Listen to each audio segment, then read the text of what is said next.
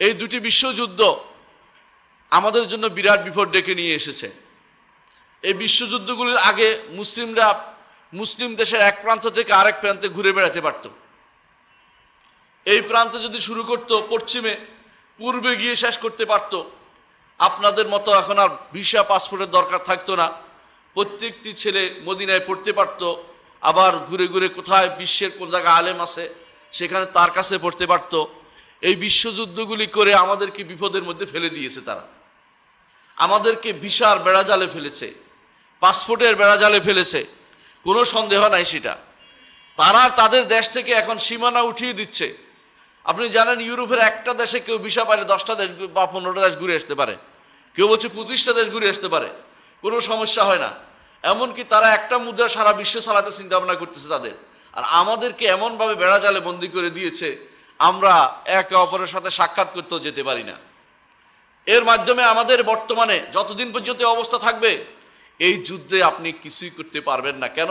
আপনি যেতে পারবেন না। তো একটা সময় ছিল যুদ্ধে আহ্বান জানালে এই বাংলাদেশ থেকে অথবা ভারত থেকে, দূর থেকে সবাই সে যুদ্ধে অংশগ্রহণ করার জন্য সহযোগিতা পেত। এখন কেউ কারো নয়, সবাই তার নিজেকে নিয়ে ব্যস্ত। পৃথিবীর কোনো রাষ্ট্র অপর রাষ্ট্র সম্পর্কে ভালো কিছু ভাবে না। সে মনে করে আমি ভালো আছি তো দুনিয়া ভালো, আমি ভালো আছি সব ভালো, আমি কারো চিন্তা করি না। তা না হলে একটি অবৈধ রাষ্ট্রের সাথে এতগুলি রাষ্ট্র কিভাবে শান্তি চুক্তি করতে পারে? একটা অবৈধ রাষ্ট্র কিছুই না তার। অবৈধ রাষ্ট্র কেন বলবো? এখানে আপনারা জানেন যে নেপোলিয়ন বোনাপার্টের আগে এখানে কেউ নামও নেয় না ইহুদিরা এখানে থাকবে। সর্বপ্রথম সে একটা আকাঙ্ক্ষা তৈরি করে দিয়েছে তাদের মধ্যে, তোমরা সেখানে থাকো, তোমাদের জন্য ওখানে একটা ব্যবস্থা করা হবে। সেটার উপর একমত হয়ে তারা ধীরে ধীরে ওখানে অবস্থান করতে আরম্ভ করে। অল্প অল্প করে একটা, একজন, দুজন করে গিয়েছে তারা। এরপরে বেলফোরের সে ওয়াদা 1917 সালে তারা সেখানে সে ওয়াদা প্রাপ্ত হয়। ওইটা ছিল মুসলিমদের সাথে বিশ্বাসঘাতকতা। কেমন বিশ্বাসঘাতকতা? উসমানী খেলাফতের বিরোধিতা করবে করে যখন আরবদেরকে করার জন্য বলা হলো, তাদের অনেকেই বিরোধিতা করেছে এই অর্থে যে যখন তারা চলে যাবে যুদ্ধের পরে আরবদেরকে পূর্ণ এলাকা দিয়ে যাবে, কিন্তু তারা মিথ্যাচার করে আরবদেরকে ভাগ বাটোয়ারা করে দিয়েছে, ভাগ করে দিয়েছে। মুসলিম রাষ্ট্রগুলিকে কেউ ব্রিটেন নিয়েছে কিছু অংশ, ফ্রান্স নিয়েছে কিছু অংশ, কিছু অংশ তাদের বিভিন্ন মিত্রদের কাছে ভাগ ভাগ করে দিয়ে দিয়েছে।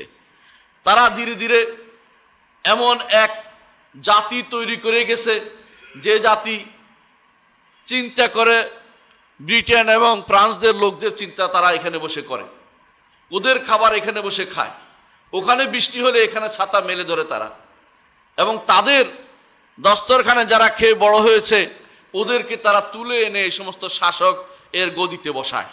এ হচ্ছে বর্তমান সময়ের অবস্থা। প্রত্যেকটি গোষ্ঠী এরকম করে গেছে।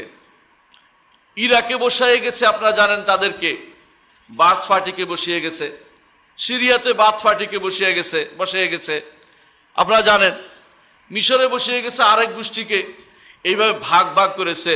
লিবিয়া, আপনি যদি দেখেন লিবিয়া এবং জাজিরা আল জাজায়ের এর মধ্যখানে দাগগুলো দেখবেন যে একেবারে লম্বা একটা খত টান দিয়ে কাটা কেটে দিয়েছে। কেন কাটার দরকার ছিল?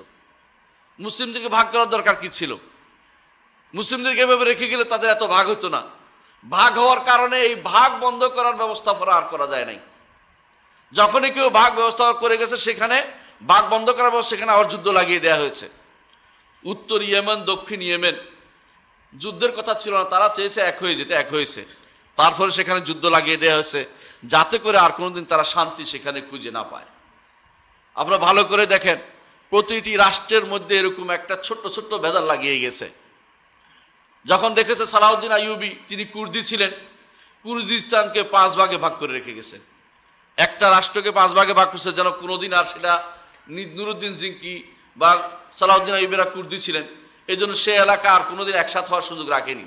এক অংশ রাখছে ইরাকে, এক অংশ রাখছে তুরস্কে, এক অংশ রাখছে ইরানে, এক অংশ রাখছে লেবাননে। মানে যেখানে পারছে এখান থেকে কাইটা কুইটা ভাগ করে রাখছে যাতে করে এরা কোনোদিন ঐক্যের মুখ আর কোনোদিন না দেখতে পারে। মুসলিমদেরকে অবস্থা থেকে মুক্ত করার জন্য মুসলিমদের অবশ্যই তাদের ইতিহাস জানতে হবে এবং তাদের মধ্যে এরকম কোনো ব্যক্তিত্ব আল্লাহ তাআলা তৈরি করে দিতে হবে যে ব্যক্তি সবাইকে এক করতে পারবে।